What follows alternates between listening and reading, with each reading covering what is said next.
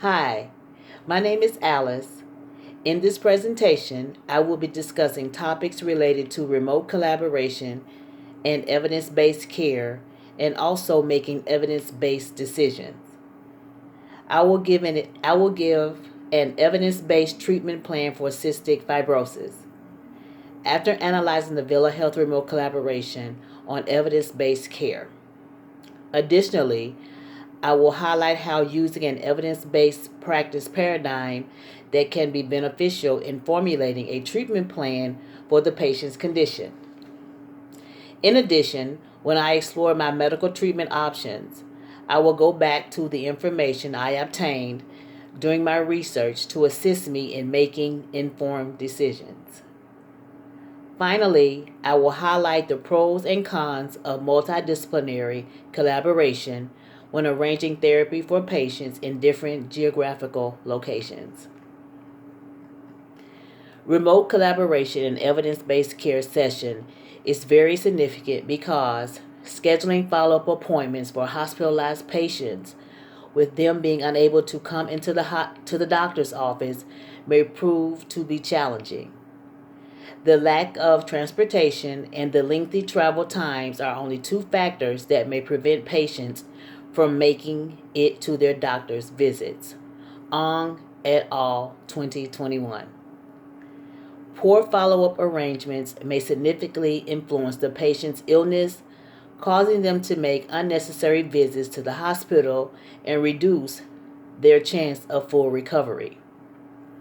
This has resulted in distant cooperative efforts becoming more common among those who suffer from this condition.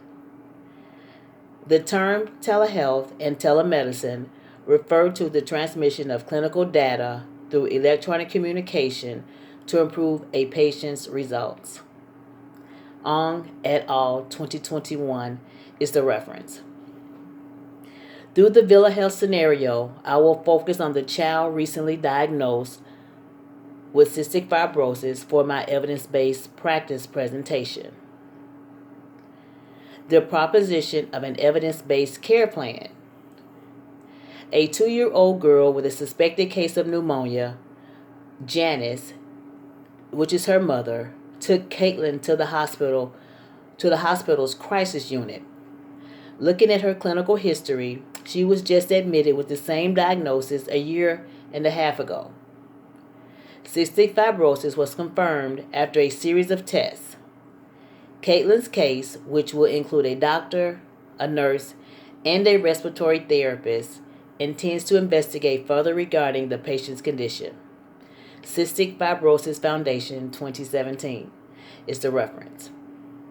The family's location north of about an hour from the nearest emergency clinic is the most significant barrier. In addition, the guardians seem to be experiencing marital difficulties. Her parents will have to cope with Caitlin's condition since she is 2 years old and therefore cannot handle it independently. Cystic Fibrosis Foundation 2017. Caitlin's gas exchange is at risk if they do not complete chest physiotherapy and stick to a strict diet. The nurse contacts Caitlin's doctor from the emergency clinic to discuss Caitlin's condition thoroughly. However, the pediatrician's office and the medical clinic that she is part of do not have telehealth access. They have devised a strategy that their physicians may provide through text message should need arise. Cystic Fibrosis Foundation 2017 is the reference. As a result of the circumstances, Caitlin and her family may benefit from telehealth exchanges such as support meetings to help cope with a kid who has an ongoing ailment. Cystic Fibrosis Foundation 2017. However, Caitlin and her loved ones may experience a great deal of stress because of having to cope with a persistent illness. How I use the evidence based practice model to help develop a care plan conducive for the condition. Caitlin's side effects piqued my interest because this illness is very interesting as it relates to a different kind of respiratory issue involving young children with lung and digestive system problems. She has been diagnosed with a respiratory condition like pneumonia. She also exhibited a high respiratory rate and a fever of 101 degrees when auscultated. Additionally, she reported feeling hungry and seeing a decrease in her appetite. A decrease in her weight, Ong et al. 2021. On the other hand, cystic fibrosis is characterized by lipid maldigestion due to pancreatic insufficiency and persistent obstructive airway illness with bacterial colonization dominated by microorganisms in this classic clinical picture. Cystic fibrosis may be diagnosed using a prescription chloride test in children. The cystic fibrosis diagnosis was confirmed when Caitlin's sweat test was done and a genetic test in which she had already begun to show symptoms of the disorder. Ong et al. 2021. The doctor prescribed antitoxins, breathing medications, and temperature monitoring to reduce her symptoms. Pancreatic catalysts and increasing her protein intake are essential components of her new diet. Because Caitlin is only 2 years old and unable to monitor herself, Janice, which is her mother, Caitlin's mother, received a considerable number of instructions on chest physiotherapy. Ong et al. 2021. This will be done until she is more established and can cope with her side effects.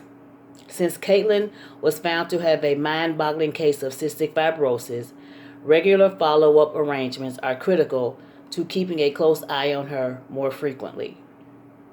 All the evidence that was gathered helped me to develop a care plan for her.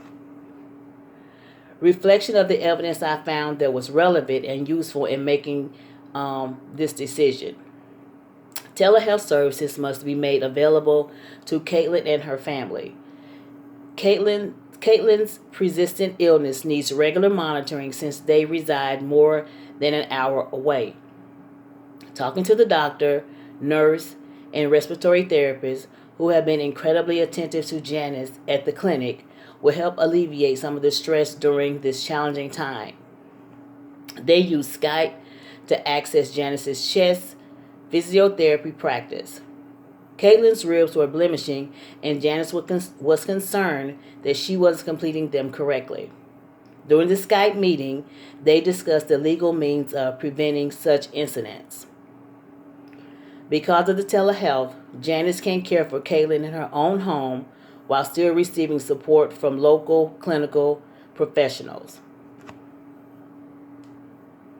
Cystic fibrosis sufferers may benefit from technological advances like telehealth, which can be used to monitor and treat their conditions.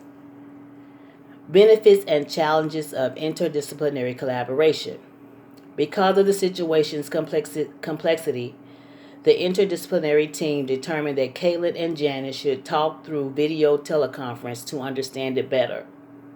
The new diagnosis of cystic fibrosis may be challenging to come to terms with at first. Telemedicine is an excellent alternative because of the family's distance from the medical center. Roger and O'Hara 2019 is the reference source that I use for that. To alleviate the challenges associated with interdisciplinary cooperation, having a clinical staff member committed to Caitlin, accessible telehealth conversation is a good idea. Multiple contact options, including being reached through phone conversations, instant messaging, and video or Skype chats are available. Roger and O'Hara 2019. Through the group's remote cooperation with Janice, Caitlin's team will see an increase in the quality of their work. Finally, regardless of the matter whether it's long-term or short-term endeavor, it is essential to adhere to a proven method. Clinical specialists like physicians, and medical caregivers may aid in providing evidence-based practice in the home environment to achieve favorable patient outcomes. I have also included my references in this presentation. Again, my name is Alice Hill, and I hope that you have enjoyed my presentation. Thank you.